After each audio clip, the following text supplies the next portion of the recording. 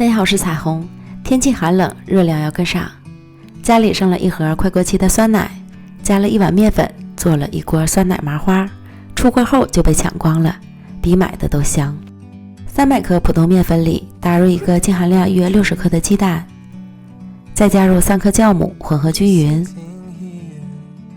少量多次的加入150克酸奶，由于酸奶的浓稠度不同，要根据实际情况适当调整。搅拌成絮状，再加入15克油，下手揉成一个偏软的面团。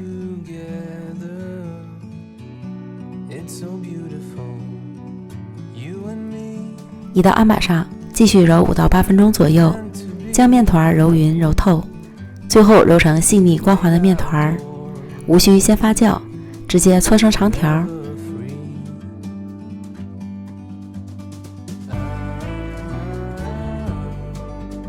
下成8个大小均的面剂，盖好防止风干，再把每个面剂都揉成光滑的面团，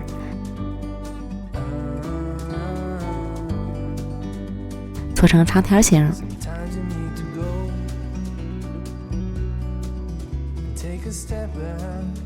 然后取最先搓好的小面条，按扁擀成长条，横过来再擀成椭圆形，挤上手指粗细的豆沙条，卷起，一定要卷紧实，中间不要留空气。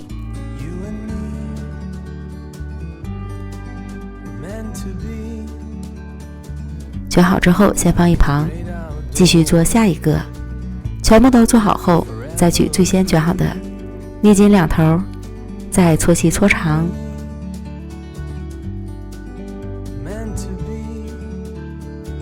然后双手反方向上劲儿，提起来让它自然缠绕，打个结儿，再戳2下，这样一个生坯就做好了。依次把剩下的全部都做完，盖好保鲜膜，醒发至2倍大。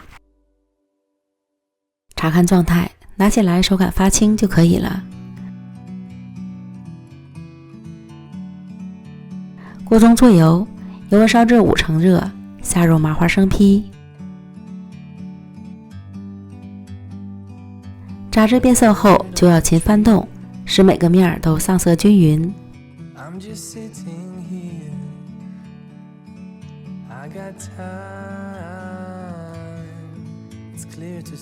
等全部都炸成金黄色，表皮形成硬壳，即可控油捞出。这样咱们的豆沙夹心麻花就做好了，表皮酥脆，内里柔软香甜，面与面之间都是起茬分层的，尤其用酸奶和的面，口感会更加的柔软。